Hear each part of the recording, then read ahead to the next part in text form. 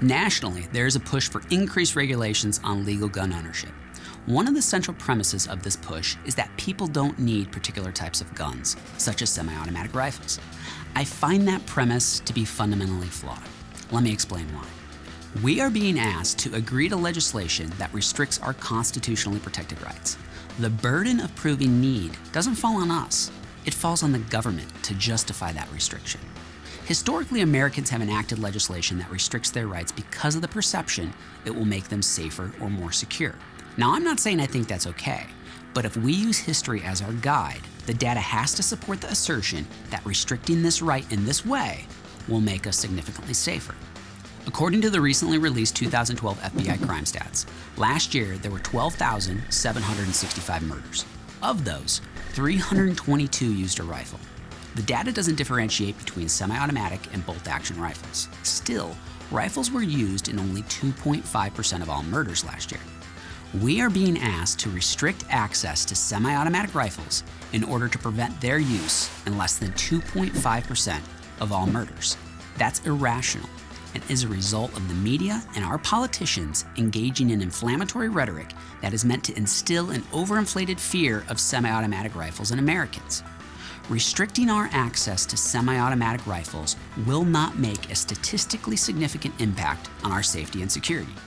Even more concerning is that as a society, we have willingly accepted the premise that we should have to justify exercising our constitutional rights. Those rights are not granted to us. We are born with them. We do not have to prove we need them. We inherently have them. We are born with them, the Constitution protects them, and it's the primary function of our government to uphold our Constitution.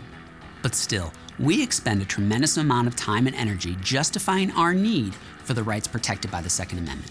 And every time someone abuses that right, the government threatens to take it away by asking the rest of us to prove yet again we still need it. Imagine, for the sake of the argument, if we did the same thing every time someone abused one of our other rights. Take, for example, our constitutionally protected right to due process. There are times when there's a preponderance of evidence linking a suspect to a crime. Say, for example, there were several witnesses, police arrested the suspect on scene, holding the murder weapon. There's ample DNA evidence. It's obvious that the person is guilty, but the suspect insists on a trial.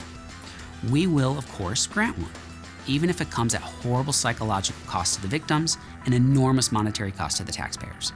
And in the end, when the suspect is found guilty and sentenced, no one will ask why we need to have trials or whether we should restrict them to instances when we don't have strong evidence that the suspect is guilty. Why? Because that's not how it works.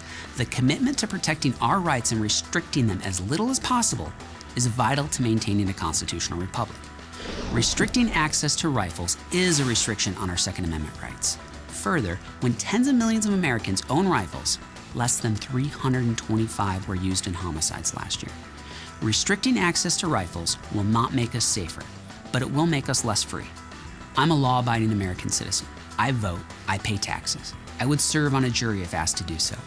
I take my responsibilities of citizenship seriously. It undermines the very foundations of our nation when our elected leaders force our citizens to earn, justify, or barter for the rights protected by the Constitution. And those who would ask us to do so are not fit to lead us.